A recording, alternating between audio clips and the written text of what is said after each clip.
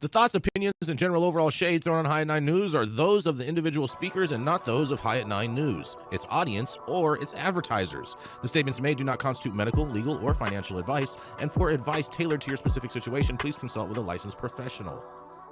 Welcome to the High at 9 News Hour, where you will hear from cannabis industry experts and professionals from around the country talk about important topics while shining light on global issues and discussing cannabis as it relates to politics, regulation and reform, data and technology, science, research and medicine, family and parenting, art, celebrities and entertainment, fitness, sports, mental health and wellness, and plant-based medicines and entheogenics. Together, we are building a stronger community, fighting the stigma and creating change. With your hosts, Jason Beck and Rico Lamitte, joined by special industry expert correspondents from around the country, and daily antics brought to you by cannabis. Coming to you live every Monday through Friday at 9 a.m. Pacific time and high noon on the East Coast. And thank you all for getting high at 9 with us.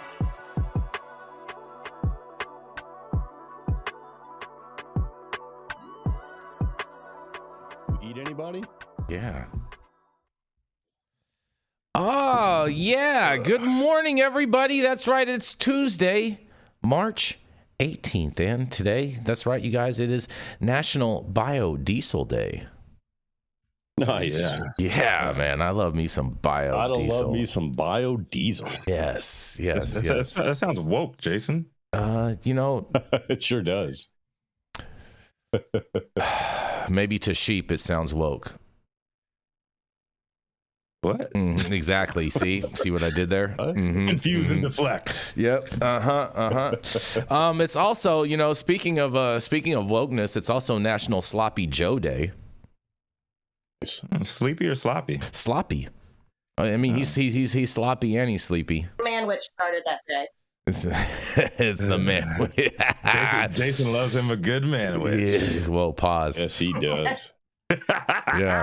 Yeah. It's also being the meat in between the two breads. Oh God! Yeah, sesame seed buns. Cute, you guys. Good, very, very, very cute. It is also today, you guys. You guys are gonna love this. It's also National Lacy Oatmeal Cookie Day. You know what that is? What's a Lacy? What is a Lacy oatmeal cookie? It's a fancy oatmeal cookie, bro. It's not a traditional oatmeal. It's a Lacy oatmeal cookie. Yes, yeah, it's Lacy. Teddy. I didn't say racy, Todd. Easy there. A bloody oatmeal cookie. Is it like a Victoria's Secret recipe? No. Is this what's going on? No. It's not a Victoria's Secret recipe, Rico. It's they have like a little icing on the top. You know what I'm saying? Sounds pretty racy to me. Racy and lacy. I wonder if those oatmeal cookies from Mother's were considered Lacy oatmeal cookies, because those were pretty good. Those had a lot of icing on the top. Others? Yeah, you remember those oatmeal cookies from Mother's? Mother's cookies. No, I have no idea what you're talking about. Stop it, bro. Stop it. I'm serious. I'm dead serious. What the fuck are you talking about? Okay. Well, I can't believe. All right. They came in a little packet with like 2 rows of cookies. No, there was like 3 rows, Jenny Beth. Maybe there were 3. I don't know. My dad fucked them up. Anyhow, keep it going. It's revisionist history here.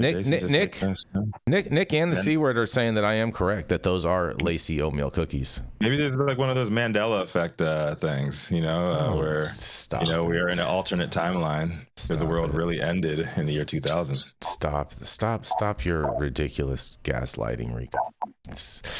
Today is also National Awkward Moments Day, you guys. We're no strangers to those. Yes.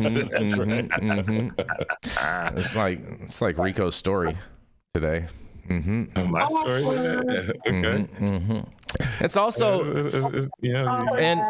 and we do want to give a big shout out to everyone, because today is also National Supreme Sacrifice Day. So shout out to all the Gold Star families and everyone that has committed the ultimate sacrifice for our freedom and liberty to be able to do this every day.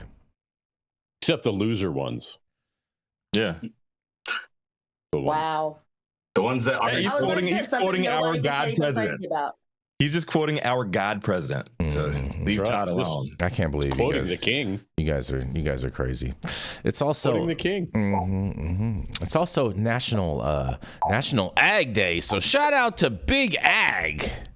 You know, because if we didn't have Big Ag, we wouldn't have cultivators. Yeah, you know, shout out to Big Ag because we will no longer have small farmers at the end of this 4-year term. Big Ag, you know what I'm saying? Anyways, thank you all for joining us and getting high at 9 with us. That's also high at noon on the East Coast. And please remember to like, share, and subscribe to us on all social media platforms. You can look up above and down below to see exactly where we live on the internet. And we are live every Monday through Friday on YouTube, Rumble, Twitch, X, Instagram, Facebook, as well as on Kick and on our very own website at www.highat9news.com. So welcome to everyone joining us from any one of those platforms. And we are going to kick it off with the dope dad himself, who is back after his trip to New York City. That's right. He was out there, you know what I'm saying, hanging out with all the trap stars and bodega owners all in one location. That's right. It is the dope dad himself, Mr. Rico Lamitte. Jason, New York City. Yes. All right. So, got a question for all you guys, all you stoners out there. It's a low-key question. Have you been feeling a bit more stressed, since Donald Trump's return to the White House? Oh, well, I think the late great Michael Jackson said it best: "You are not alone." So you can't even say that with a straight face. Because according to Marijuana Moments' Kyle Yeager, a new poll finds that marijuana consumers are self-reporting higher stress levels than since Trump took office compared to the general public. The survey was conducted by Census-Wide for NicoKick.com.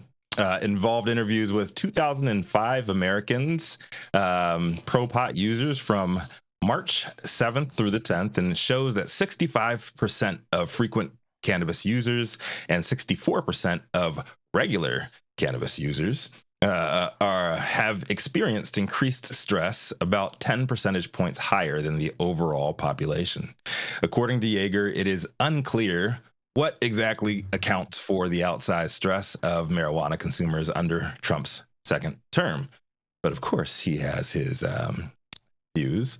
But polls have generally found bipartisan support for cannabis reform and largely equivalent rates of consumption among backers of both parties.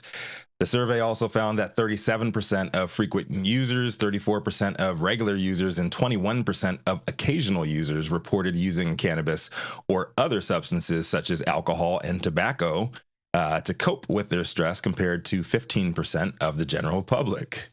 The heightened stress may be linked to uncertainty surrounding federal cannabis policy, including rescheduling banking access and cabinet appointments with mixed views on marijuana reform.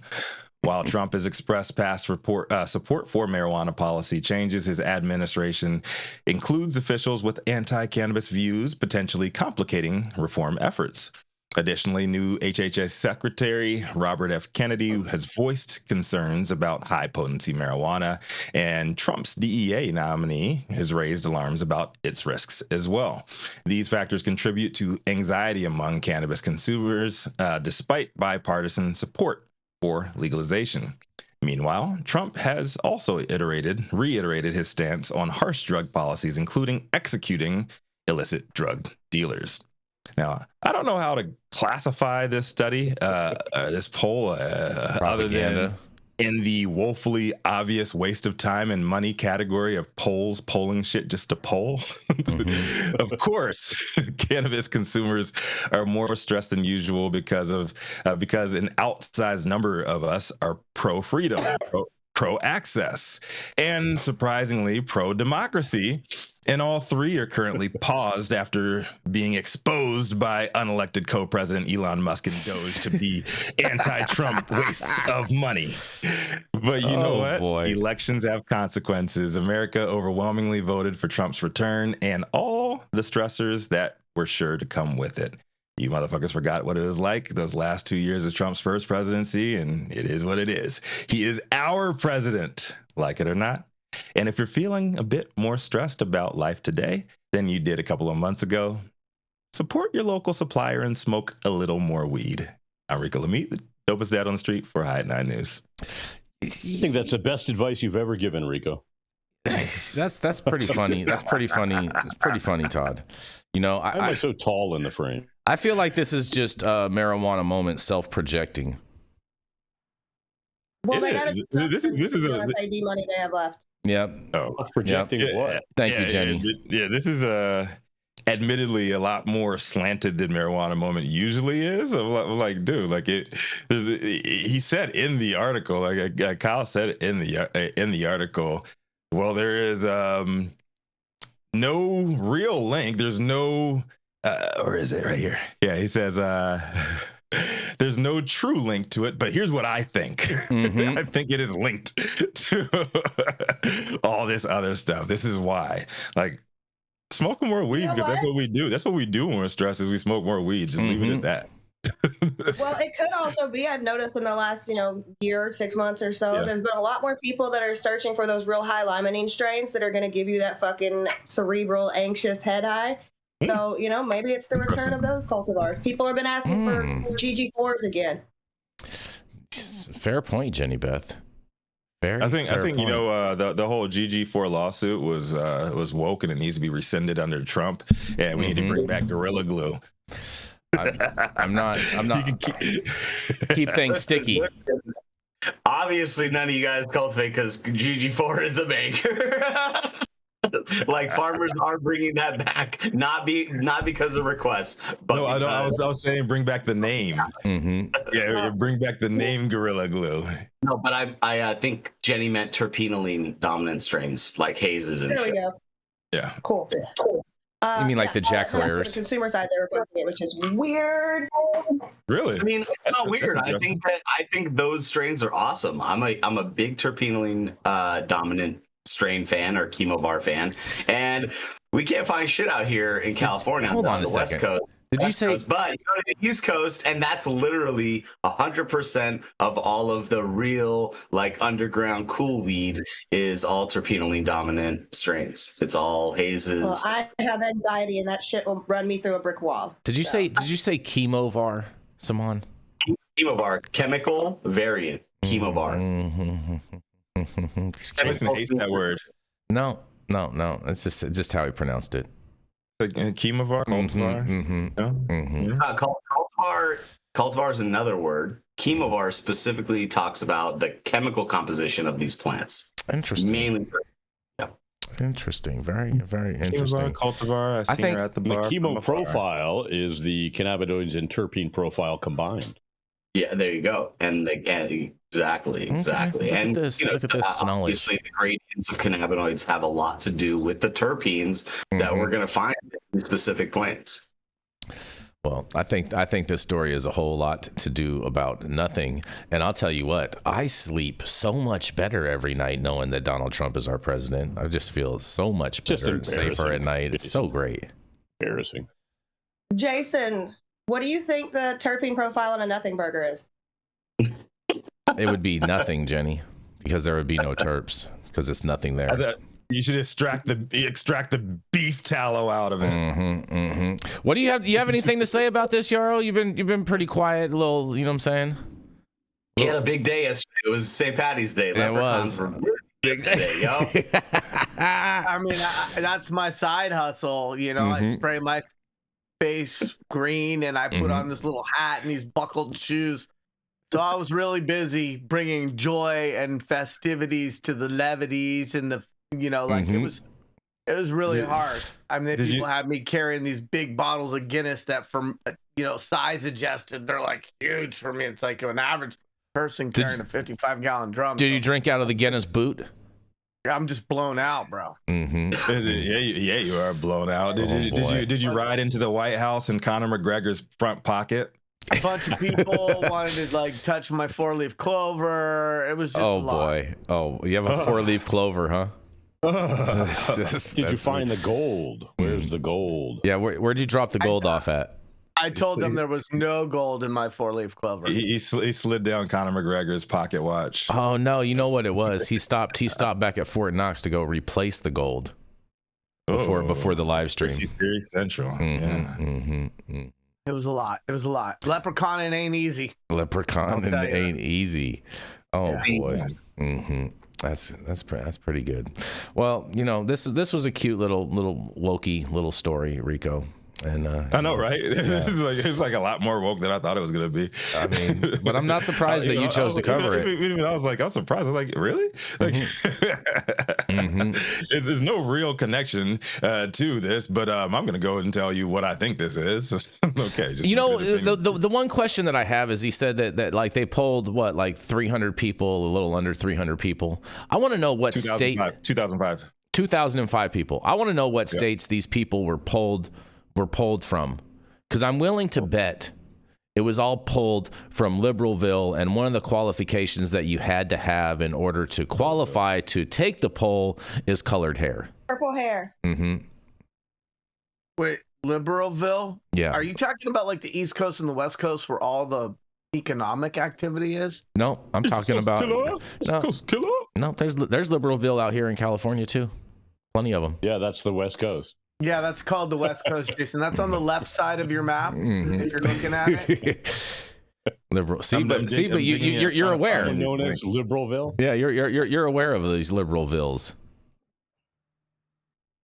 The Liberalville. I'm trying to find where all the economic growth is.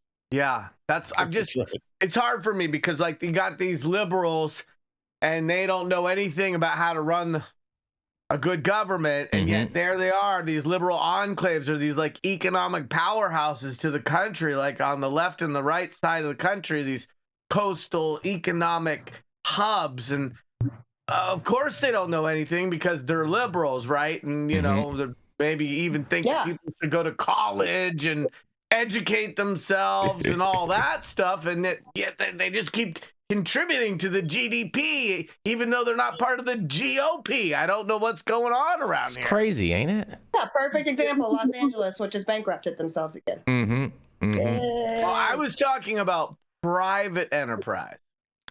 Well, yeah, we're talking about Leftyvilles, and those are actual cities and municipalities, Yarrow. So that was cute. You want to brag about that was a good Kentucky. deflection. Kentucky's They're essentially sundown cities. Contribution to the GDP. Well, Rico I got it too. I'm just not reacting to all you guys' stuff today. But sundown cities for the disabled. Yeah. I'm deflecting. And on that, we're gonna roll into our first commercial, and we're gonna be right back.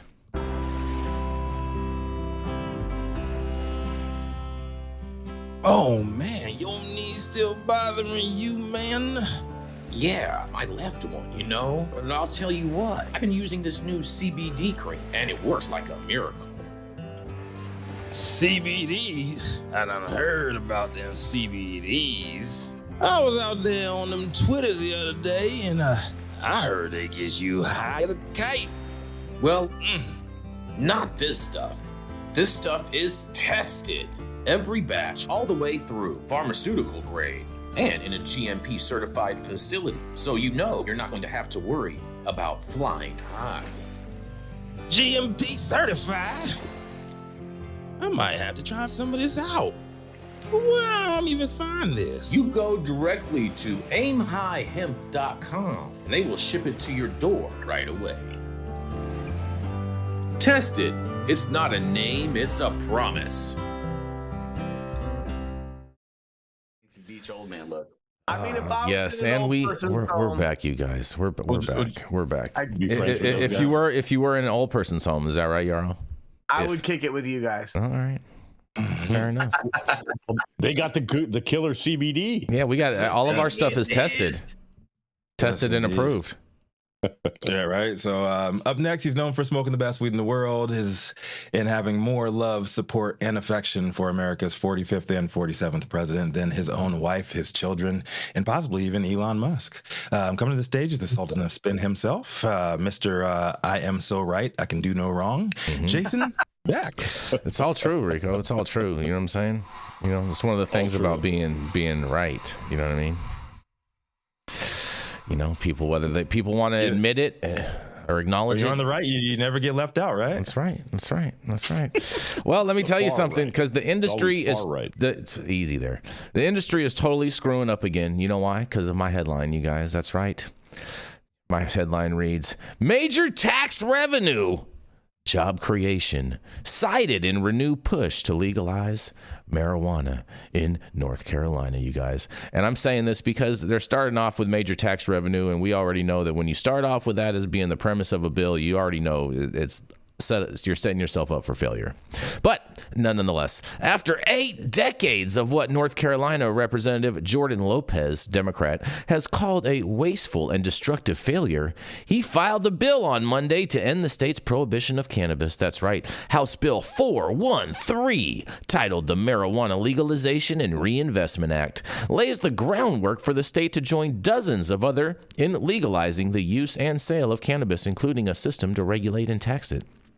General findings of the bills, arguments of the bill are as follows, you guys. In the 19-page bill, Representative Lopez linked the issue to the days of alcohol prohibition, stating that about half of Americans have used cannabis despite laws against its use. The bill also argues that the other side of legalizing cannabis, there would be greater protections in place for consumers, workers, communities, and the environment overall. The bill also covers findings related to policing, including a claim that keeping marijuana use illegal diverts law enforcement resources from violent and property crimes and subjects civilians to unnecessary police interactions. That's all true. Citing a 2020 study from the American Civil Liberties Union, the bill points to a statistic that black individuals are 3.6 more times likely to be arrested than white individuals for cannabis possession, despite nearly identical use rates. Marijuana restrictions in North Carolina, the bill claims, have also deprived the state of, in quotes, hundreds of millions of dollars in tax revenue, as well as thousands of potential jobs. If passed, what will the bill legalize exactly, you ask? Well, before the governor's desk to become law, this bill would need to make it past a committee review, a floor debate, and get enough votes in favor from the Republican-led North Carolina House and Senate.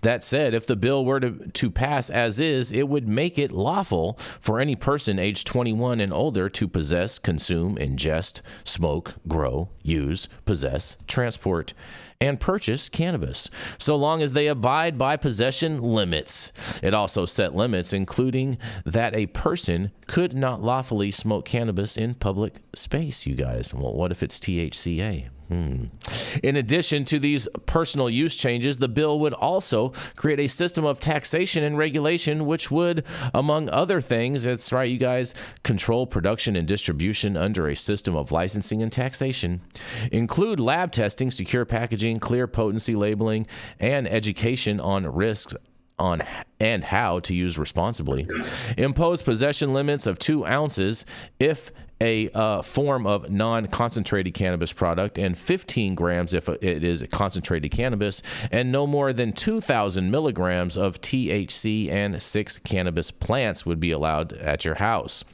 To establish a new state office, it would also establish a new state office called Community Reinvestment, which would establish 3 new funds under the Department of Safety to be called the following: Community Reinvestment and Repair Fund, Cannabis Enterprise Opportunity Fund, and the Cannabis Education and Technical Assistance Fund, and they would provide yearly reports and seek yearly public input.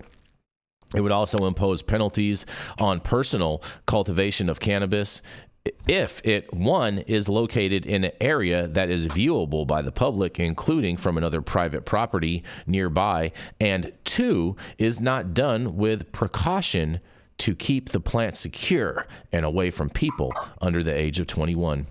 The bill in full can be viewed on our website, and other sections of the legalization detail how the appointment of review from sales would be distributed, private property and tenant rights, and the automatic expunction of previous marijuana offenses, you guys. Well, look at this. We got a bill going on in North Carolina, and I can't wait to hear what you guys have to say about this. Oh, finally, there's a bill that includes home grow. Yeah, it does include home grow. It does. It does include home grow. North Carolina. It also, it starts off, I feel like a lot of these bills are kind of like ingredients lists on food products and whatnot. And so since they start off with a taxation component, that's going to be the biggest part of the bill. Right. I mean, yeah, that's why it becomes legal. It has nothing to do with what the people want. It has to do with the tax revenue. Yeah, but don't you think that us selling it as a tax revenue thing is one of the things that stifles our whole industry overall? Because then these municipalities come in and they just rape and pillage the whole industry with all these high taxes and whatnot. Yes, that's why 280E is in place. Yeah. As long as 280E is in place, then taxes are just really raping cannabis, the whole cannabis industry, even the consumer. But is it the tactic that these cities and these states are taking because they know the constituency to vote these things in isn't there from the consumer side? That they need the people that oppose cannabis to actually see a value there, which would be tax revenue. I'm not agreeing with it. I'm just stating this is likely the tactic they're using because they need to be able to enter these bills into the floors and to debate these things and articulate why it's good for the society in general. And obviously, it's not a good thing that our societies are so driven by dollars, right? And not just the overall benefit of the citizens in those societies. But I mean, hey, I think that, look, there's a good thing to come out of going back to the dark ages, guys. Look, we're going to be able to figure it out, moving forward and really get on, a level playing field instead of, having people that have hidden agendas in these municipalities that run these cities that don't want. We've seen it here in California.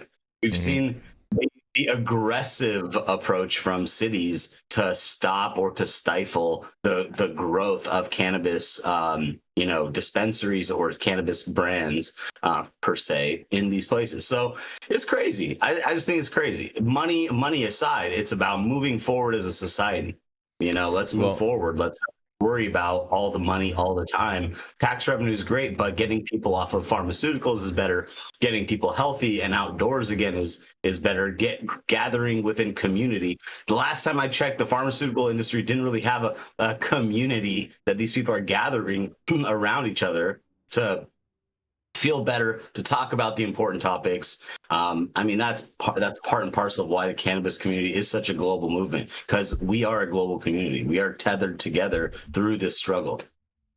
This shit is DOA, man. This shit is DOA. It was produced by a Democrat, and the bill is way too woke for this environment. And North Carolina is already their leadership has already showed a lot of animosity towards cannabis legalization. They even tried to revoke the reservation status of the tribes that started their own thing there too, and claiming that they were going to go in there and take their shit. So I don't think this is going to pass. I don't think it's going to go through. It's like you said. Like you said, Saman. Yes, it is good to have this on record to start the conversation going forward. But I think that's all it is. It's not gonna move forward. It's a conversation starter. It's like a coffee table book. Is that what you're saying, Rico? No, those are actually. It's like a pickup. It's like a pickup line. You know what I'm saying? It's too red. It's too tobacco focused. Tobacco's a giant. It's big ag, bro. It's big ag day, Todd. It's big ag day. You know what else you can smoke instead of those cigarettes? You can smoke a little bit of this weed, baby girl. You can smoke that THCA all day. Jenny Beth, what do you got to say? What were you going to say on this? Just going to point to the connection between politicians who are probably going to shoot this down and their hemp investment. Interesting. Well, the C word says in a super chat, he says, the important thing to remember is that less than half of us vote. So in a liberal enclave, liberals are still a minority, and same for conservative enclaves. Well, I'll say this: if you don't vote, then you don't get to say in anything, and that's just how it rolls. If you don't vote, you don't get to complain. That's that's all I have to say about that. You can say that, but I bet if God Emperor Trump were to make whoever voted and who you voted public information, we would see about 90% of public these information. commentators and these talking heads, especially the ones online, either cannot be registered or never registered to vote. That's not reality, bro. The voter registration is public record. That's not true. And that's not what he said. He said who you vote for, not who is registered to vote. Yes. Gotta listen, bro. Thank you, Gotta Yarrow. listen. Speaking of listening, one thing that Todd said that I just kind of want to riff and expand upon is 280E, which is the ability to write things off federally, is something that the industry's been seeking for a long time, but is not the same as tax relief, in so much as it doesn't change the effective tax rates, which are squeezing the potential profit out of cannabis companies. And unfortunately, when we do see 280E and the ability to write things off federally, my prediction is that it will also, unfortunately, include federal taxation. So there's a strong argument, A, that 280E and the ability to write things off isn't going to solve the burdensome tax structure that's at a local and state level, and B, that when we finally do get the ability to write things off federally, federal government is also going to want a piece of the pie. It doesn't solve the issue, but it adds, to the issue. The fact that you can't write off, your shit like a normal business, well, that costs you more money. That was relieved, and all of your burden goes down, right? But you're right; it doesn't relieve the overtaxation that is rampant in this industry. The truth is like this story's about. It's the number one ingredient, right? Yep. So that's why that's how cannabis legalization gets passed. Focus on the benefit to the coffers. Well, the C word did throw in another comment. I think this is pretty funny. Go ahead, Yarrow. To the coffers. Yeah, I want that benefit. Well, in regards with his super chat, he threw in this other comment, the C word, and I think this is pretty funny. He said, "What would non-voters complain about?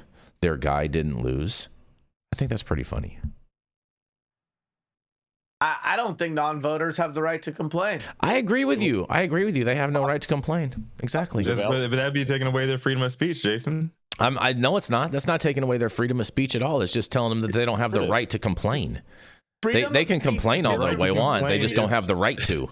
You have the right to vote. You have the right not to vote, right? And if you have the right to speak and complain, you have the right not to complain, right? So. But you have you have the right to, but I think you also have, if you have the right to vote and you're not a felon or some, whatever, then that is your opportunity to have your voice heard. And if you don't want to take that and actually take the time it takes to mail back in a ballot or go stand at a polling place, you can please say whatever you want till you're blue in the face and fall on the floor, but I don't. Nobody cares. I actually like this. I think that you should get like a specific Bill of Rights if you vote or don't vote, and in there should be complain. And you don't have the right to complain. Can't do it. That's right. Oh, straight to jail. You complain straight. I have a question for complaining. I mean, what are all the dead people that vote going to complain about? All the dead people that Doge never found. Just saying. Yeah, they're with the 150-year-old Social Security recipient. Don't worry. Doge is getting to the. We'll get to the voter registrar. Don't worry about that, Rico. They'll get there. Believe you me, we're worried. We'll get there. What about those Epstein files, though? How about that, man? Whatever happened to those? Oh, speaking of which, the JFK files are getting released today. Rico? Yeah, no. The Epstein files. What about those? They're coming. They're coming. They're edging. They're edging.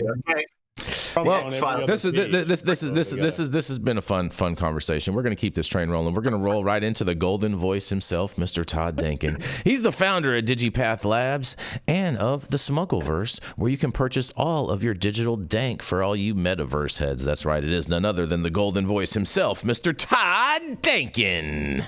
Hey, Todd, can you get high off of digital THCA? Hell yeah! Only if you're plugged in, Rico. Can. Yeah, or your avatar can. Only if you're plugged in, Rico. Only one way to find out, Rico. Smoke my computer. Yeah, that's right. Roll up them bits, bud. Yeah. So my story out of New Jersey. as New Jersey lawmakers consider a new option for cannabis license approvals. Under the new proposed bill, medical-only dispensaries would no longer be required to undergo municipal review to start selling adult products. New Jersey lawmakers are considering a measure that would allow medical dispensaries to start selling adult-use cannabis without local approval. A bill introduced January 30th by Senate President Nicholas Scutari, a Democrat from the 22nd District. New Jersey Cannabis Regulatory Commission would no longer require medical-only dispensaries to undergo municipal review as a condition for conversion. There's that conversion word. Ahead of the April 2022 launch of legalized adult sales, municipalities were given a choice to opt in or out of permitting cannabis businesses within their communities. Currently, only about a third of New Jersey's 564 towns allow some form of cannabis sales, whether recreational or medical. Seems like the same problem in California.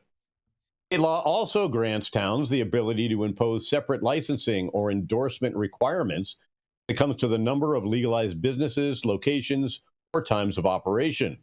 In New Jersey, the majority of the state's 200-plus dispensaries offer both adult use and medical. However, there are 5 stores that only sell to patients enrolled in a medical cannabis program. According to the newly introduced bill, towns would not be able to prohibit medical dispensaries from offering adult use, just as long as the business has been operating without any violations for at least 6 months, while municipal officials still be able to limit the number of recreational storefronts within their borders. Legislation prohibits them from capping how many medical dispensaries are in town. Paramus is among the municipalities in New Jersey that only has medical marijuana sales. The bill advances. MSO Green Thumb Industry-owned Rise would be able to start offering adult-use products at its 4-year-old storefront on Route 4. Paramus Mayor Christopher D. Piazza, a Republican who was elected mayor in November of 2022, after serving as a borough councilman, believes the legislation sets a dangerous precedent. If the proposed cannabis bill advances, MSO Green Thumb Industries-owned Rise would be able to start offering adult-use products at its 4-year-old storefront. The idea that Trenton and state legislatures can come in and overrule zoning ordinances and municipal do's or do-nots in this town is scary for the whole state, he said. The governing body in Paramus is elected by Paramus residents. Planning boards and the zoning boards are appointed by that elected government. We all have decided that recreational use is not permitted in Paramus, and we have been rewarded at the ballot box because of that. People in Trenton that do not represent Paramus do that is not democratic, and it's a slap in the face, he said, adding, it's insulting, and it should worry all 564 mayors in the state. Aside the issue of marijuana, and I'm indifferent on the pros and cons of marijuana usage, if the bill is passed, they'll fight for those basic reasons. It goes against our legal zoning laws, not because we're in favor of opening recreational marijuana, but I think the key is that what's next? Joshua Boschner, a partner and chair of Roseland headquartered Mandelbaum Barrett's PC's Cannabis and Psychedelics Practice Group, believes it's much ado about nothing. Is it really all that critical to the state as a whole, or to those 5 townships that they are not going to have to undertake a process to prove these licenses, who've already ostensibly been operating lawfully in compliance with all the rules and regs under the more stringent medical guidelines, somehow should now not be permitted to operate under the adult use guidelines, he said. Oshner went on to say, quote, "This is not telling them to have a permit. This is not telling them have to permit a cannabis operator within their boundaries. It's telling them if they already have one in their boundaries, that in addition to selling medical, it's going to sell adult use. Let's also not forget. Let's also, sorry. Let's also not forget that the medical program on the demise, because people don't want to go through the process of having to get a medical card when you could just go buy adult use. Product is the same. The only difference really is taxes. There might be a little backlash because may feel like they're having their authority limited by the state. I think it'll be fleeting, he also added. Conversely, those townships might say, great, more tax revenue because sales are going to increase when you add adult use. There's that tax word again, Jason.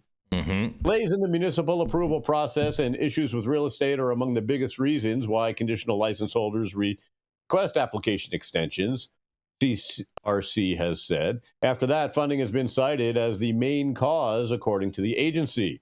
In an effort to reduce delays, the legislation also seeks to enact stricter deadlines for the CRC to decide on applicants for all 6 licenses, and as well as streamline the overall process. Right now, the state has 30 days to act on first-time applications and 90 days for renewals with possible extensions. Under Senate Bill 4074, the CRC would be required to decide within 30 days after requesting extra time, which would essentially cap reviews 60 or 120 days. Currently, only about 1/3 of New Jersey's 564 towns allow some form of cannabis sales, whether it's recreational or medical, and other provisions within the bill would include eliminating the need for applicants to submit business plans, management profiles, or liability insurance information, and removing special consideration for applicants partnering with educational institutions, create an integrated curriculum involving the cultivation, manufacturing, wholesaling, distributing, retail sales, or delivery of personal use cannabis or items. It would also bar the CRC from denying licenses to relatives of current license holders. However, spouses would remain ineligible. Additionally, the measure would require the CRC to create an online public portal to keep track of all cannabis-related ordinances and regulations passed by municipalities in the state. TARI is the only sponsor of the bill. It has since been referred to the Senate Judiciary Committee. Companion legislation has not been introduced into the state assembly as soon as the end of February. The CRC said it does not comment on pending legislation. Commissioner believes expediting the process will help further the goal of establishing a safety, regulated industry, and curtailing the black market. A big portion of the proposed bill is to prevent the CRC from giving itself extensions to deliberate on applications, he said. I think there's a lot of frustration in the legislature that is just taking too long. Vanberg, co-chair of the Roseland-based Brocher Eichler LLC's cannabis industries practice, that he regards the legislation as a positive for the industry because it'll make the application and review process much smoother for both business owners and the CRC. Did note that while municipalities may not like being told what they can and can't do, proposed changes in the bill will be a positive direction for the industry. It will provide more flexibility and allow for more businesses to obtain licensure. This is good, he said. While the bill is missing the ability to allow home grow, it is productive that the bill seems to be trying to streamline the application and determination process. New Jersey's adult use market opened nearly 3 years ago. Participation in the state's medical cannabis program continues to decline. As of February 2025, there were 65,433 participants, down 128,000 in April of 2022. As a result, dispensaries licensed to sell medical products are generating less revenue. Between July 2024 and September 2024, the market recorded $19.6 million in sales, down from $22 million in sales the previous quarter. Meanwhile, the legalized market for recreational cannabis posted $277.5 million in sales for the period July 2024 to September 2024. That's up $270 million from the previous quarter. Overall, the legalized market recorded more than $1 billion in medical and recreational cannabis sales last year, nearly 25% increase from 2023's total of $800.3 million. The decrease in interest in medical cannabis and decrease in registrations, these dispensaries are suffering, Kushner said. There's a process for converting built into the law that I think the intention was always what they were going to convert. I'm Todd Denkin with High at 9 News, and what do you guys think about expediting legislation to really get the adult market live and kicking instead of struggling to get into these closed municipalities? I mean, they definitely need to do something out there. Yeah. I'm gonna tell a story after this that is gonna speak to that, but I think that we're on a rate of diminishing value here, and if we don't figure out cannabis, whatever we're on, 5.0 at this point, I don't know, then we're in for a world of hurt. And what it's looking like is that this is just going to look like every other consumer packaged good industry that has a few large factories and a lot of brands that they support. Sometimes they incubate their own, and sometimes they take on, white label clients that have their own brands. But I don't know. It's the landscape is and topography is definitely shifting beneath our feet, like more rapidly, and it's harder for operators to get their footing. So I don't know if it's necessarily even a factor of like expanding. I don't know. Well, I believe they did the same thing in New York, and none of them really even moved on it. None of them moved on it. I was out in New York City all of last week, and it showed that Rise dispensary was recreational, but I went up there and it was medical only. They wouldn't let me in. Maybe their rec side was closed that day.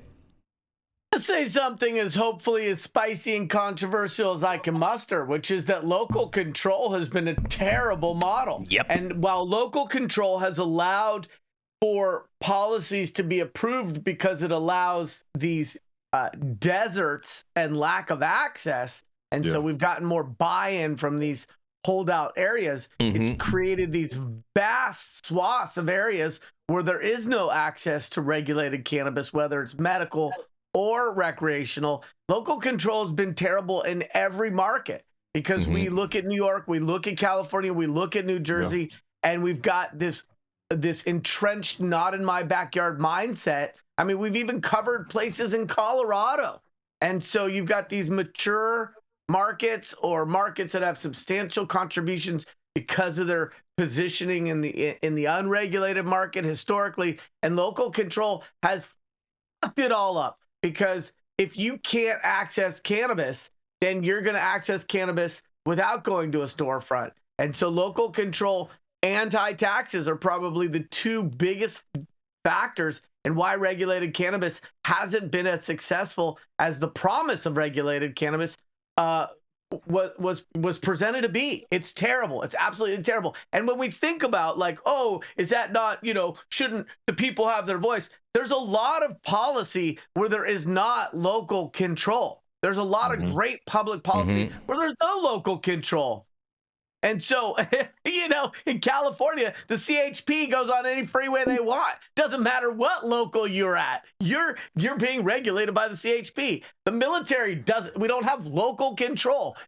So it's really, really fucked things up. And my article today will also highlight the issues with local control. Well, CHP are in New Jersey, are delivery services allowed to go into the locally prohibited any municipality zone? Like how in California you're saying, Rico? Yeah, I'm asking, does anybody know? That's a Jenny Beth question right there. I don't think so.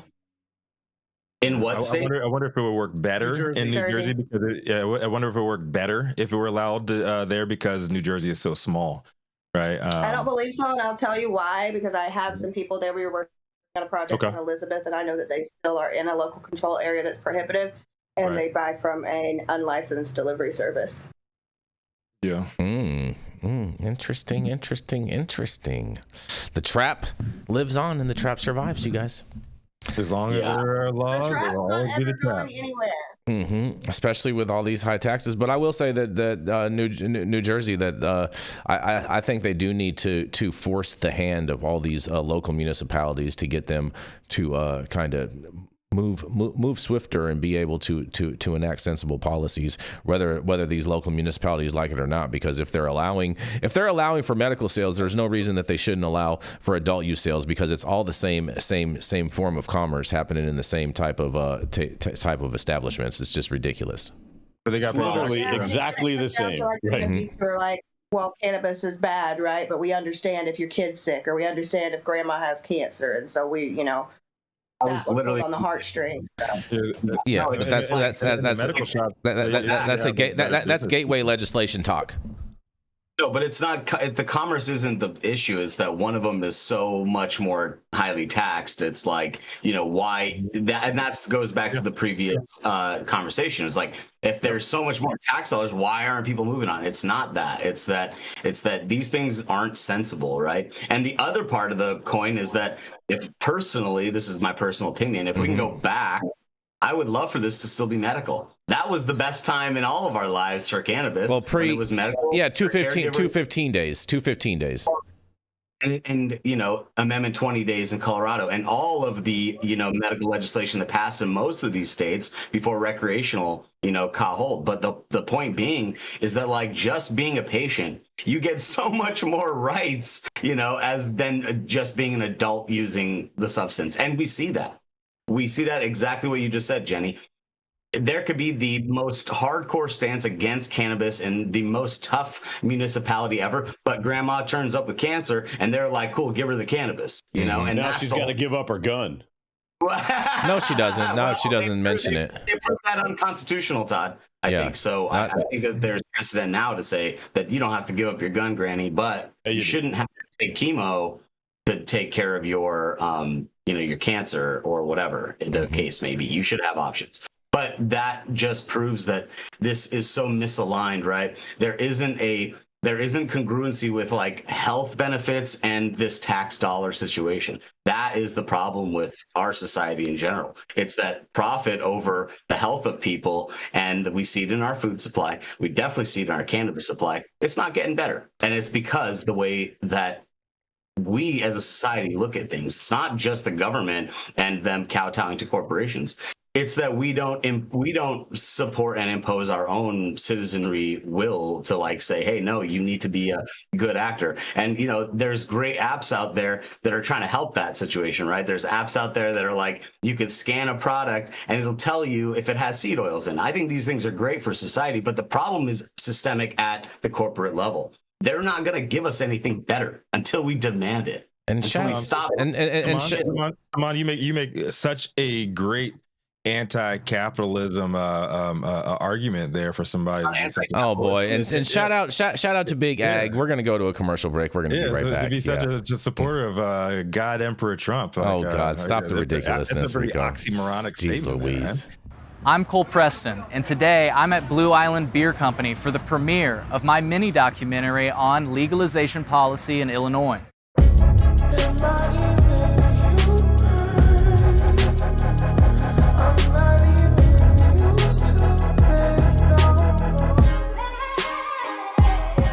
I've been following cannabis policy since colorful Colorado legalized it all the way back in the day, and when my home state of Illinois decided to legalize it, I just became enamored. I wondered, what would it actually look like?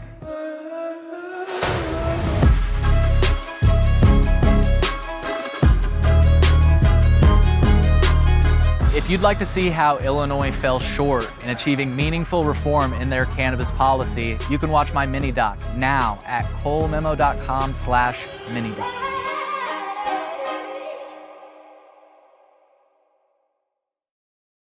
And stop. Yes, that's right. Stop whatever you're doing. Make sure you smash that like button. I know we'll appreciate it. You'll appreciate it. And YouTube will appreciate it.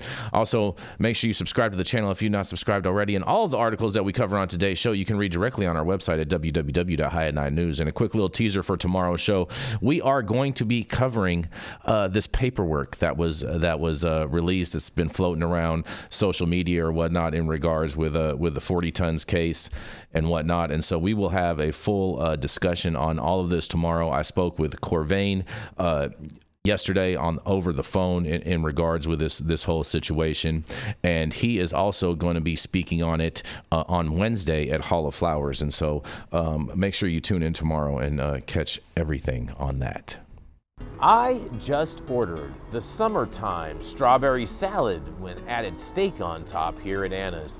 Make sure you do the same thing too next time you're in downtown Long Beach. Come on down and check out Anna's joint on the 400 block of Pine Street. They have amazing selection of beers, foods, and when you come down here to Anna's, you can even challenge me to a game of shuffleboard if you want to lose.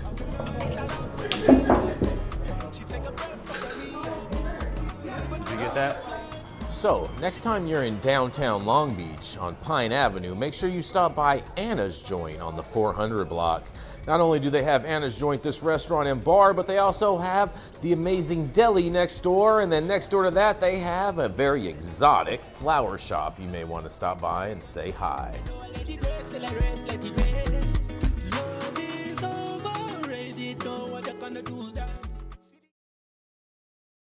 Oh, and we are back, you guys. I'm tuning in tomorrow. Yeah. Got caught on the hot mic. I just got my mind blown. Yes. Yeah, you better tomorrow, everybody. That's all we got to say. Just imagine if you had a human-sized head, Yarrow. Speaking of, he's a second-generation cultivator, the founder of Special Teams Consulting, and he is beaming in live with us directly from the Shire, also known as Sebastopol, where they call him the Sage, and he hangs out in the open sleeve of Gandalf. Of a wizard? Yeah. Wizard sleeve. Yarrow Kubrin. How you doing today, my brother? Oh man, good morning. Thank you so much for that intro. Life is better on High at 9 when I've got you to intro me. Man, I love you, brother. Shots fired. Thank you. No, truth told. So my article today, it's perfect because, us pundits here on the show, without even coordinating or synchronizing, sometimes end up picking a theme, and that theme shows itself. And so my theme is just like the last article. It's about local control. And mine takes us, unfortunately, to a place where this shouldn't be an issue. So allow me to riff, ramble, rant. I'm going to read a synopsis of this article, and then I'm going to quote from this article because it's crazy what people are still saying publicly and feel emboldened to say. So without further ado, the Findlay City Council is expected to make a decision today regarding cannabis zoning. Yes, real estate, hey, after a delay caused by strong opposition at a public hearing on March 4th. The proposed zoning legislation aims to establish 4 designated areas in the city for retail cannabis sales, including along Tiflin Avenue, Hancock County Road, 99-I-75, Trenton Avenue, and West Main Cross Street. The legislation would limit the number of retail locations to 2 and allow growing and processing facilities in industrial zones. The proposal also includes conditional use overlays requiring applicants to appear before the City Planning Commission for approval. Opponents of the proposal, particularly from the Liberty Benton School District and nearby residents, voiced concerns about the proximity of the retail cannabis sites to not just schools and residential areas, but school bus stops. That's the key for me that just my head just started spinning. The Liberty Benton Superintendent Bruce Otley emphasized that students would pass by the West Main Cross Street location daily, raising concerns about the safety and the potential for increased crime. This is not a new market, not a new state. Critics argue that the location would create a high-risk environment, particularly given the close proximity to I-75, which could facilitate criminal activity and escape, meaning that being close to commuter patterns means you might do more crime. I don't get it, but we'll get into it in a second. The zoning decision follows a previous 12-month moratorium on cultivation, processing, and dispensaries of recreational marijuana within the city limits, giving time for the new zoning rules to be enacted. Findlay City Council had previously prohibited the cultivation and dispensing of medical cannabis in the city. The new legislation responds to the approval of recreational marijuana by Ohio voters in November of 2023. We are starting to edge into the middle of 2025. This is not going quick, guys. Where the majority of Findlay voters favored the measure. However, the city's moratorium does not prevent individuals from cultivating in private residence for personal use. So before I kick this off for my other pundits on this show, let me just quote the crazy of crazies from this article itself. And again, I cannot believe people feel emboldened to say this in this day and age. So here it is. Ready for this one? Mm-hmm. We're all in anticipation. This is from Brenda, crazy Brenda Frankart. She is the Liberty Benton School's Director of Federal Programs and Curriculum. And this is what she said. Because now they want the setbacks, not from schools. They're worried about the school bus stops, okay? It is clear, with the majority of approved locations being mapped out to occur along I-75, that the city is hoping to draw as much out-of-town traffic and customers as possible, said Brenda Frankart, the Liberty Benton School's Director of Federal Programs and Curriculums. Drug use leads to increases in crime, theft, burglaries, risk of human trafficking, and violence, all with easy access to jump right onto I-75 and make their escape. This would be creating a high-risk environment. She said the school district has bus stops within 100 feet of the proposed retail overlay. All right, I got a good laugh. I'm laughing myself. I want to hear what you guys think about this. Man, bus stops, hospitals, don't hospitals dispense more drugs than anybody? Shouldn't there have this keep kids away from hospitals as well? But the hospitals don't have as much human trafficking. Wait, that's not true. I call Brenda and tell her that 75 is there, whether they put a weed store next to it or not, and that if there's human trafficking up and down 75, being able to get a joint on the way isn't going to change it. I know people out, and they might forget to pick up their human trafficking. Nurses and doctors that have been disbarred or kicked out of their hospitals for taking the drugs from the rooms. Then I know people in cannabis that have died, or very few operators that have been to jail, but I do know a couple for sure. So I'm just saying, there's diversion in any kind of these industries, but it's how can you not trust a doctor or a nurse or whatever? It's irrelevant. In North Carolina, especially, nonetheless, it's these are, shout out to the operators in North Carolina that are actually doing this now, currently, selling the THCA varieties of the cannabis because of these draconian laws and the draconian way that these lawmakers kind of do things down there. But I don't know. This is Ohio, though, right? Where in this North Carolina on the 70, right? I-70. Yeah, this is Ohio, I-75. Is it Ohio? Yep. Yeah. Yarrow, Ohio. Well, then my bad. I don't know why it says NC on the thing. I was reading the tagline on the YouTube. Either way, Ohio or not, it's the same thing applies. It's everyone's leaving and going somewhere to travel to get cannabis. So this border situation with commerce is kind of irrelevant. It's if you're not going to put the businesses up to vend and to collect the tax revenue, then you're not going to benefit. And it's they're figuring out a new fight every day to combat cannabis. We're going to see all kinds of articles come out against cannabis and against the use, causing schizophrenia, causing irreversible effects mentally, neurologically to patients, because there's a big opposition for cannabis. So Can we talk about bus stops for a second? Because this is just asinine to me. I mean, the reality of it is kids may stand at a bus stop for maximum 30 minutes while they're waiting for a bus to pick them up.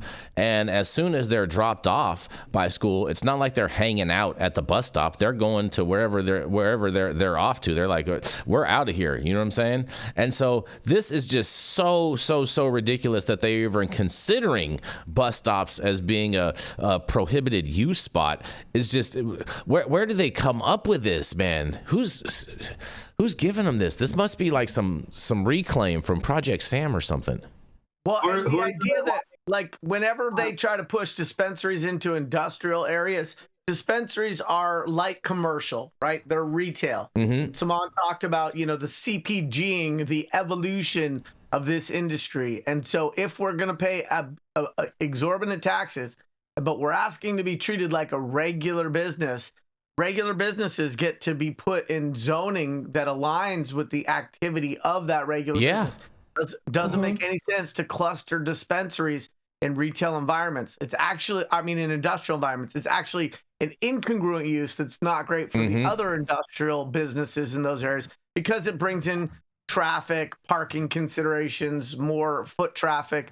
And so here we have Ohio, which, you know, has had, I mean, when did adult use pass in Ohio? 21, maybe? I mean, we're in 25, and we're still seeing this impact of local control and the ability for municipalities to just jam up the industry because they want to. Ohio has a long track record of the last 2 years of jamming up everything cannabis related. I'm blaming this on Nick Lachey. I blame it on Nick Lachey, John Boehner, and the fact that Ohio State cannot win against Michigan. And I'm also blaming it. Also, Rico, you're gonna love this. I'm blaming on the fact that Brenda had a baby. Yeah, and they. I'm also blaming this on the Kendrick Lamar bots that are getting all his streams up. And shout out to Amoy Freestyle, just gave us a super chat who says, much love to all the Renaissance men using ganja to heal and ascend, open the third eye and create. To the innovators, intellectuals, and men of knowledge and wisdom, uplift to the pineal gland. One love, you guys. And on that, pineal gland. Yeah, and on that, we're gonna roll into our final commercial, and we're gonna be right back.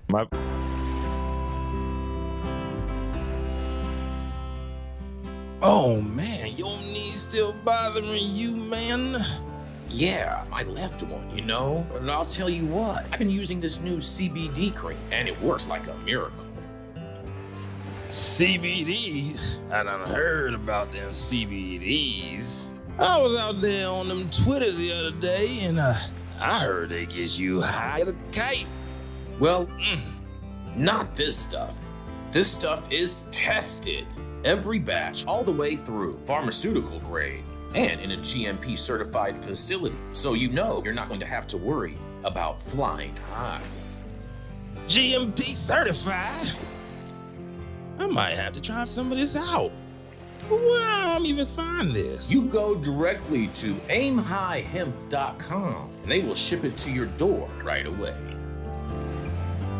Tested. It's not a name, it's a promise.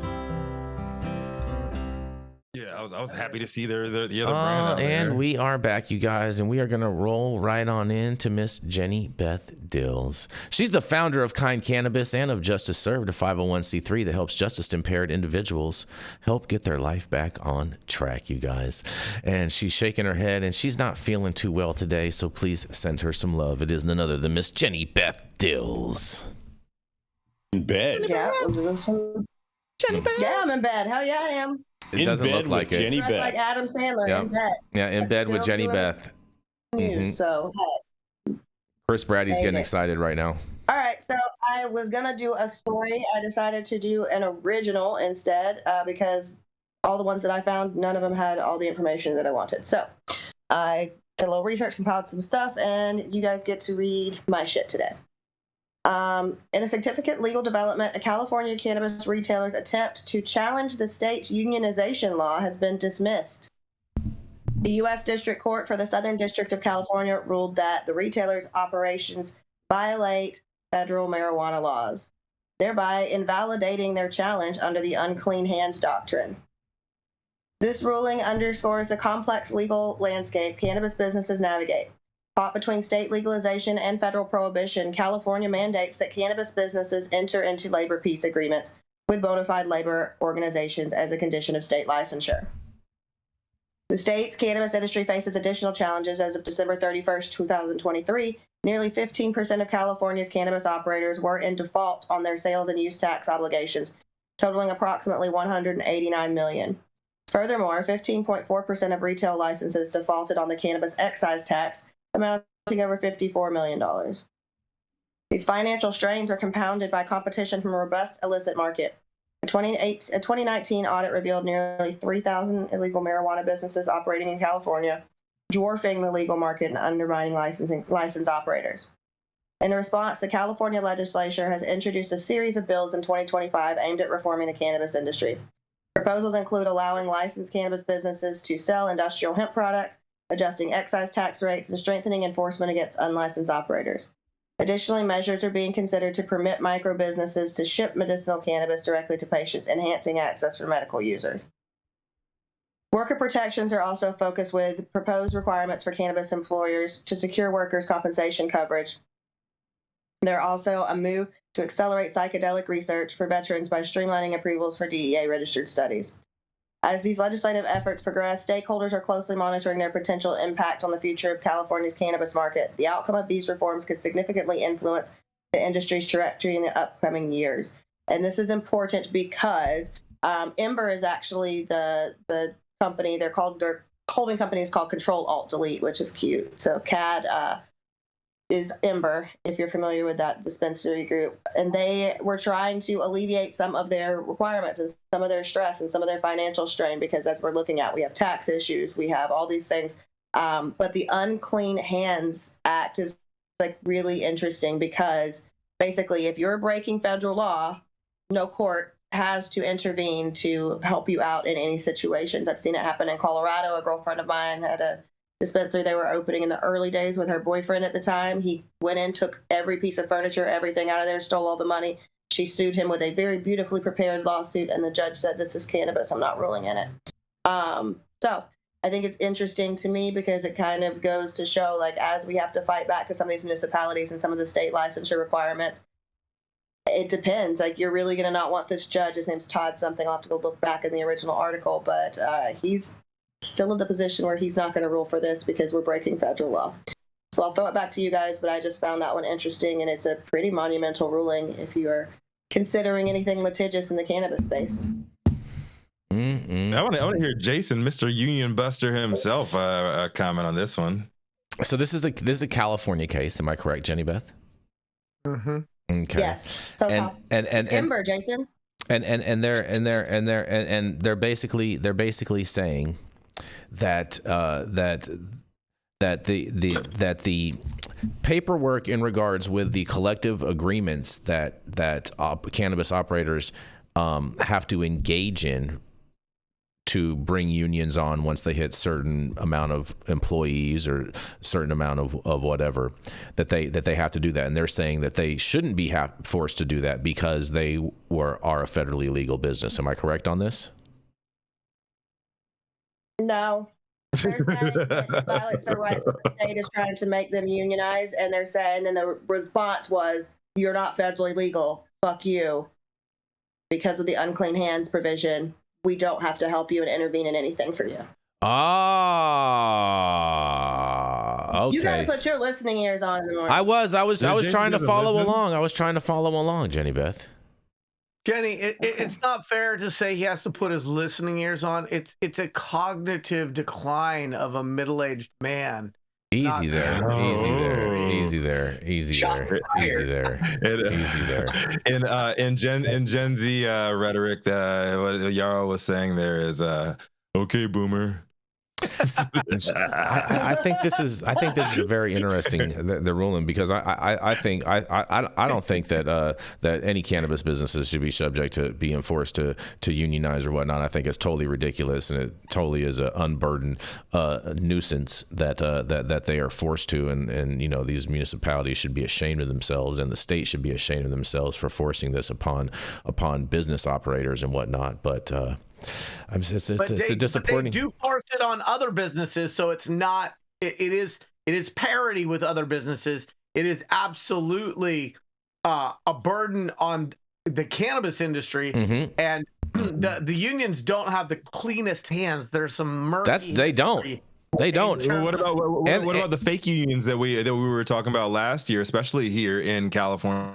All those fake unions that were popping up specifically because of this, because they're being forced to unionize a bunch of nefarious trap unions popping up.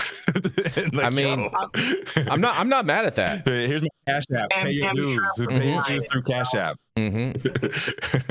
Snapchat unions. Yeah, I'm not mad at that. I do find it super interesting of how they ruled on this, and because you mentioned the Clean Hands Act, Jenny. Is unclean hands? Unclean hands. I mean, that's what Purell. That's what Purell's for. No, that's not what Purell's for. That's what sinks are for and soap, and you should always wash your hands. I don't know what's happening under your desk there, Jason. Where are your hands? What are you talking about? Move that dirt around. You know what I'm saying? Put a little alcohol on your hands and move that dirt around. Whoa, you guys. Ew, gross. Okay, is that Purell or KY? I don't want. I don't use it. I do not use no Purell. I do not use hand sanitizer. That is just fault. That is just totally ridiculous. That's a liberal thing. It is. It is. It's a libtard thing using hand sanitizer. It's a proprietary blend of baby oil and GHB. Clean hands. You know. I use good old-fashioned soap and water. Cleaning under their fingernails and everything. I use good old-fashioned soap and water, and the fact of the matter is that those hand sanitizers don't actually clean your hands. They actually weaken your immune system, make you more vulnerable to things. Like logic and reason. No, like sickness and sanitation, illness, and hygiene, all that bullshit. And that shit stinks too. They don't clean them, and the shit stinks too. Shit does stink. Now we agree. Shit does stink. Just saying. And don't. So this union thing would be a very different conversation if unions had come in and flexed their considerable political weight to reduce the taxes. And there was a chicken and the egg conversation. Why should we flex our political weight to reduce your taxes until you onboard us in a more meaningful way? And the industry said, we can't onboard you because we can't afford you because we are being burdened by taxes. And there was this circular fire, like who is going to contribute first? And so I generally speaking, am pro-organized labor because I recognize that the reason unions became a thing was because we had like 12-year-olds working 14-hour days, 7 days a week. Like they are the byproduct of an unfair capitalist system. And the unions had a lot of influence, and they could have chosen to throw some of their political weight around to help provide, at a very minimum, amplifying the unsustainable tax structure, and at a maximum, getting that reduced. They didn't do that. And so you've got an industry that's not making money. And the idea that they're going to spend more money to support their employees, while great on paper, in practice is a drag and a burden. And so I don't see this getting solved until the tax issue, until there's really, truly meaningful reform on taxes. I agree with you on that, Yarrow. I'm pretty sure Donald Trump is going to release the location of Jimmy Hoffa's body before we get the full Epstein files. Come on. We all know that he's buried underneath the Luxor Casino. Giant Stadium. Let's just be real for a sec. What if unions have been fighting for a long time in this country, but like, what have they done for teachers? Have they fought for like the actual ways that teachers should deserve in this country? No, they fought for woke teachers. And it's like it's another layer of bullshit. It's another layer of bureaucracy. My dad was a shop steward for his union and taught in the San Francisco Unified School District for decades. And while unions are incredibly imperfect, what are they doing for teachers? Well, you can look at the retirement programs that teachers have. No, I'm not saying what are they doing. I'm saying have they fought? Are they fighting the fights that like in matter? some cases? In some, but it's nuanced. And in some cases, hold on. In some cases, yes, but the high profile ones, stop it. They're really fucked up. Yeah, like I said, in some cases, yes. In the real high profile ones that we see that are going to elicit a bunch of emotion out of all of us for political reasons, no. So I mean, it is very nuanced. It's a case by case basis, and in some cases, unions are good. And a lot of the ones that hit the news, they're shit. You know the case when unions are good is when no one has to join them, Rico. That's when unions are good. From shit that happened. No, they're good when they protect you from shit that happened, like at True Leave they didn't do no good protecting during different True Leave. Kim Rivers ended up getting a $10,000 fine. Stop it. That's because not they true. didn't have- The allow union them to didn't do have a anything union, for that. Jason. Don't even start that shit, man. A woman died because of that shit, and because my they wouldn't shop- let my they shop wouldn't let steward them is demanding unionize. I let him out. Yeah, they wouldn't. They wouldn't let them unionize, and that's what the problem was. In certain situations where you have a super wealthy, super powerful company that is not going to allow you to have proper human rights, then yes, you should be able to unionize in those situations. And with small companies, when it's going to be detrimental to the bottom line and all that stuff, and the people are treated right, like yes, it's a bad situation. Like I said, it's nuanced and different in every situation. Case by case. And that's an actionable, like, thing for somebody like their family, the person's family that passed away and stuff. It doesn't necessarily have to rely on a union basis. It has to rely on legal. No, I'm not saying they had to rely on a union. I'm saying if they were unionized in that case, like they were trying to unionize in that. Hold on. If they were unionized in that situation, she would have been better protected, and she would have had workers' rights, and they would have had the proper materials and PPP and like all that stuff, instead of just drowning in a room full of Duff and Keith. Well, that's actually untrue. That's actually untrue. It's what it is that's on like a planning level where the plan. It's not true. We covered this story, and hold on, Rico. Rico, allow Saman to speak.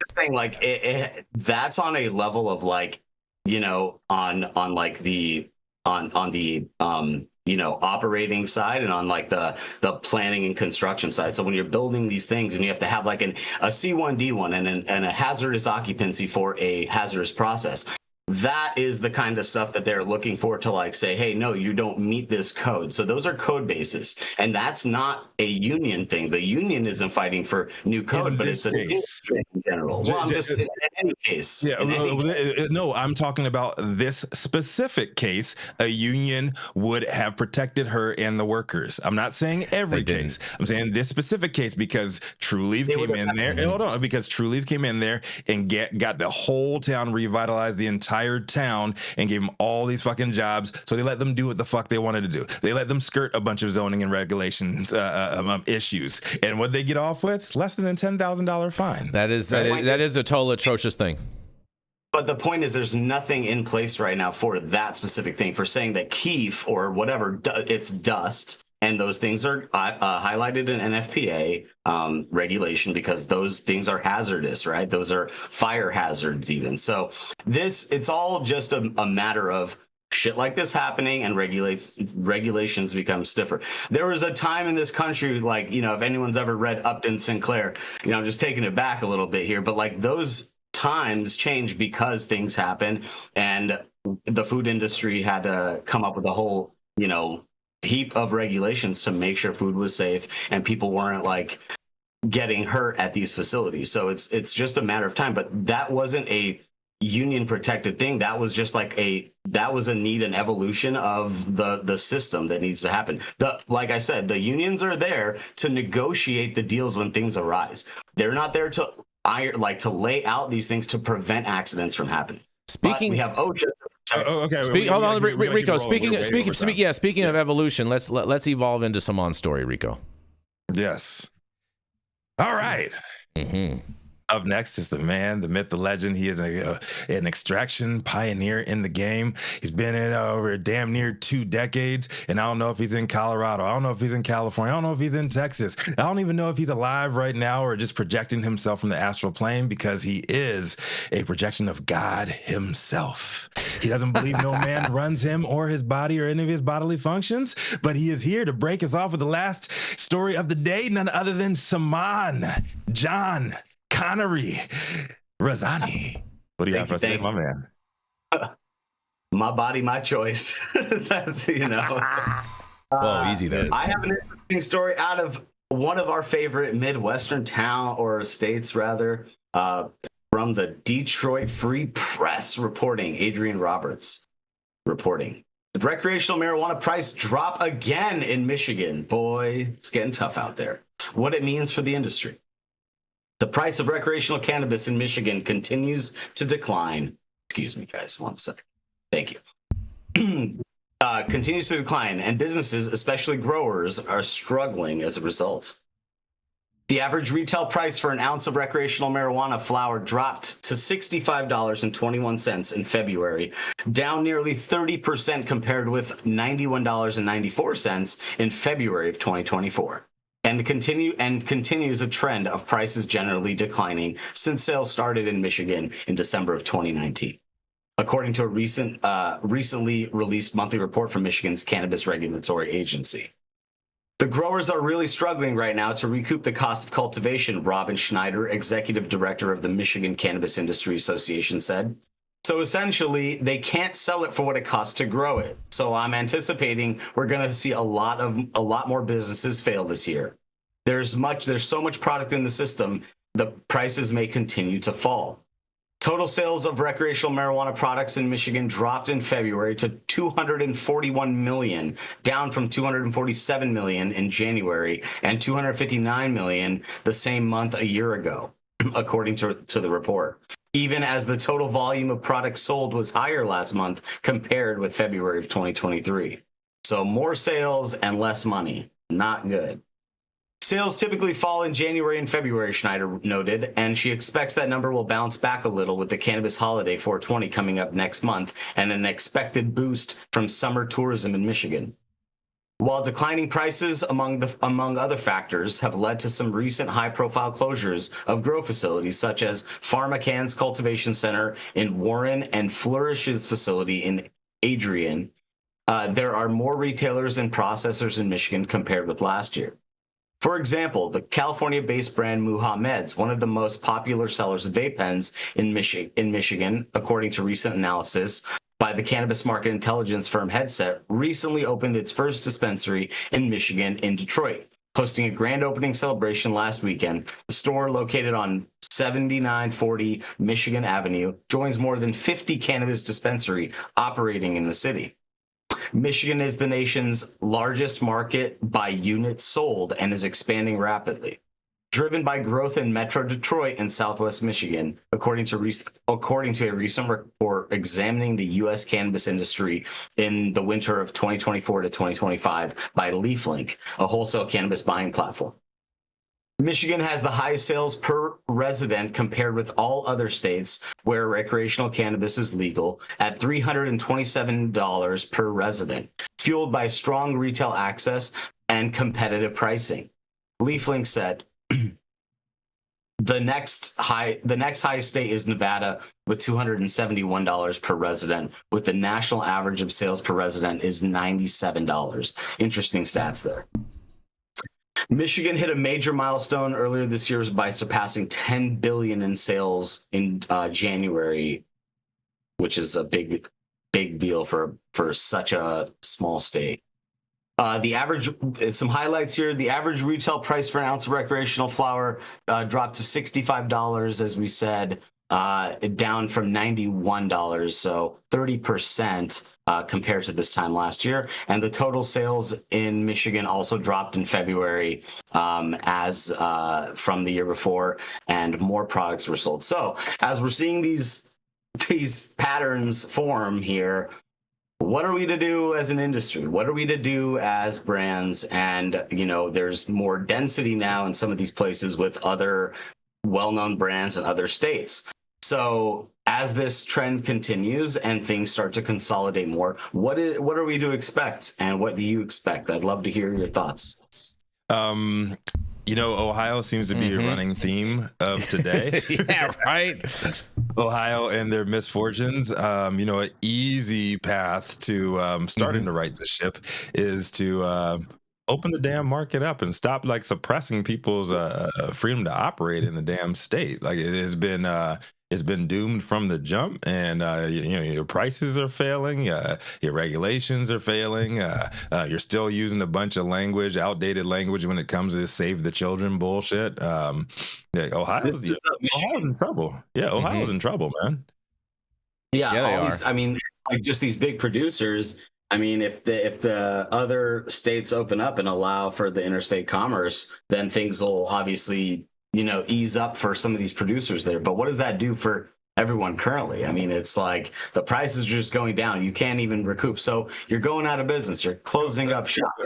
Yeah, I'm saying they could have more revenue and they'll have more quality if they open this shit up and they stop fucking over the operators right now. Like this is crazy. Less than when did they open up? Like at the beginning of last year. This is just like a year into legalization and they're already suffering like this. This is usually like year. In Michigan, no, they've been at least. No, Michigan's been legal for.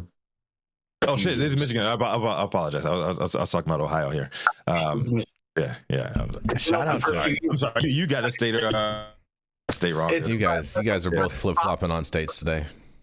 But the problem is, when it boils down to it, it's like even still, these people are losing their livelihoods, their opportunities, their reputations. In most cases, they borrowed money for this, and they have to go.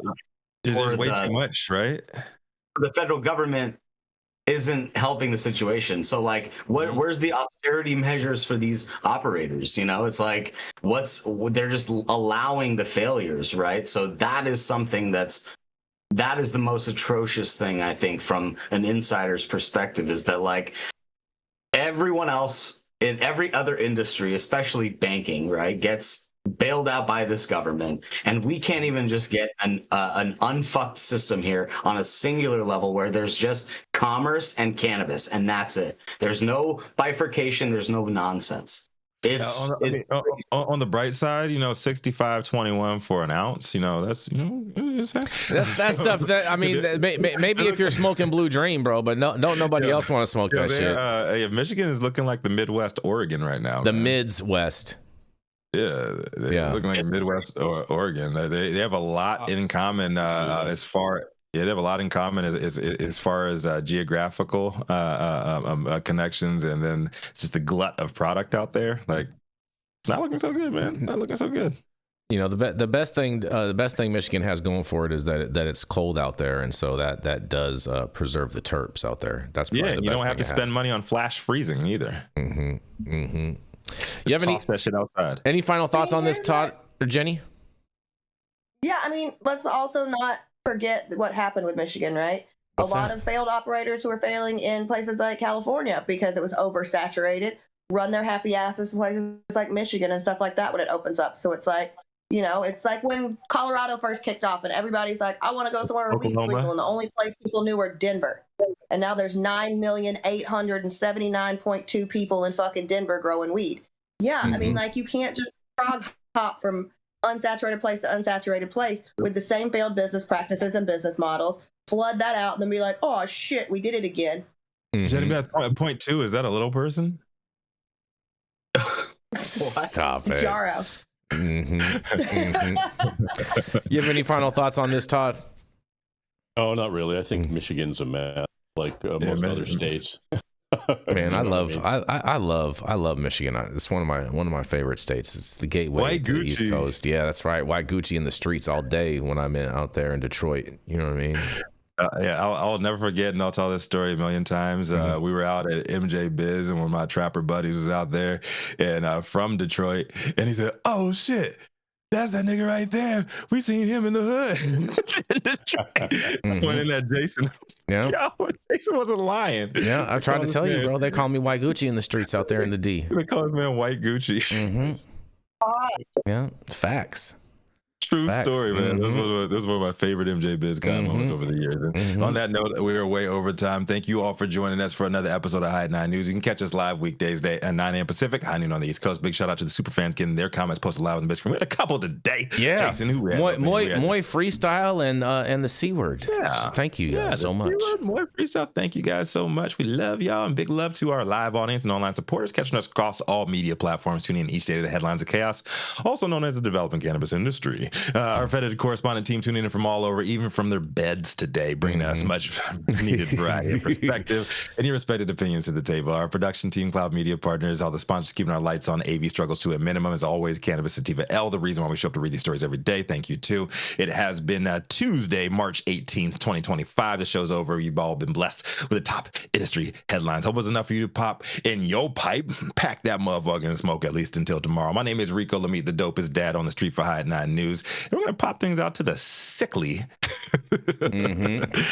Jenny Beth Dills, I hope you feel better, but we're gonna, you know, this is a token of my appreciation for you showing up. What you got for these good people? I mean, just don't be a dick and smoke more weed. We really need the money. Smoke more weed. The alternative is a asshole or a pussy. Whoa, easy there. Yeah, time to end this, Anthony. People are more stressed out. There's 3 types of people in the world.